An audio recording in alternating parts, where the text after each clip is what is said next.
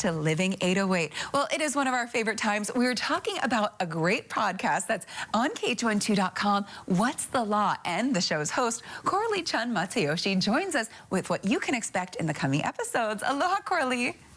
Aloha, Kelly. All right, and I'm glad we're talking about these topics because I feel like a lot of people are invested in this, both literally and figuratively. But, you know, before vacation rentals like Airbnb became really popular, a lot of people were buying timeshares. So let's talk about that. What exactly is a timeshare? A timeshare is when several different people buy an interest in the same property and take turns using it.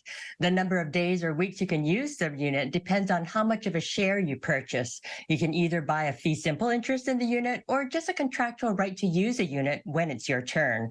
Some plans allow you to stay at other properties, or you can join a club and get access to multiple resorts. Okay, and I mean, it sounds like, I feel like in theory, a lot of people think it sounds like a good idea, but when you go to these presentations, and I've been to one myself, they kind of pressure you into it, right? When you go to those sales presentations.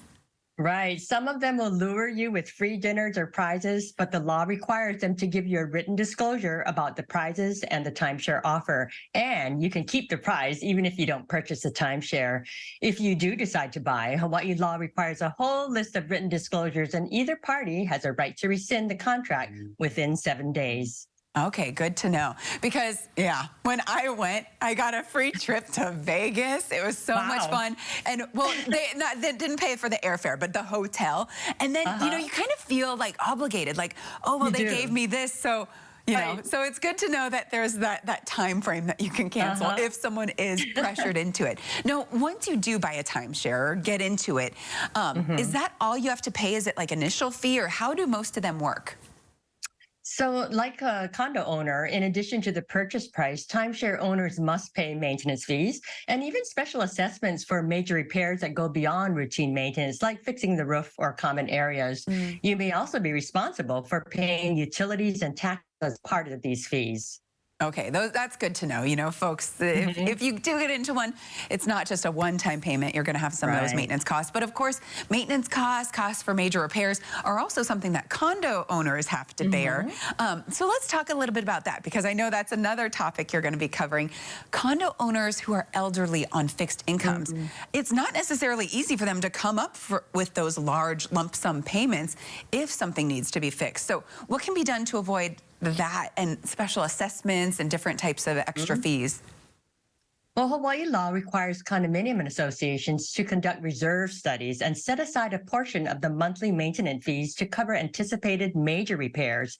Condo owners are often complain about rising maintenance fees, but it's actually better to increase fees gradually than to get hit with a big lump sum assessment later on.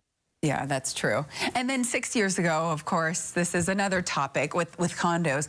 The Marco Polo fire prompted a law that required all high-rise buildings over 10 stories to install fire sprinklers. So what's the status of the compliance with that ordinance?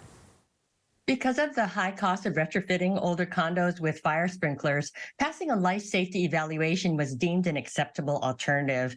So far, only 21 of the 302 buildings inspected have met the safety standards, and only one, the Marco Polo, has actually installed fire sprinklers. Condo associations are now asking the Honolulu City Council to rescind the law, and we'll have to wait and see what happens. Oh, interesting. Okay, good to know. And then in terms of, I know that these are topics that you're going to be covering, but in terms of upcoming podcasts, what else can we expect to hear? What's up with the governor's emergency proclamation on affordable housing and legal issues involved in rebuilding Lahaina? All that and more on What's the Law? Okay, and then of course, for those who do want to tune in, want to listen, where can we find all of the podcasts?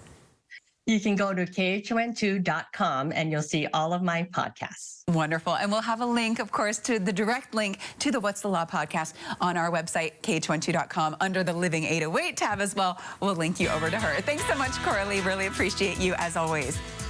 Thanks, Kelly. See you later. See you soon. Oh, always really great and timely topics. I love that.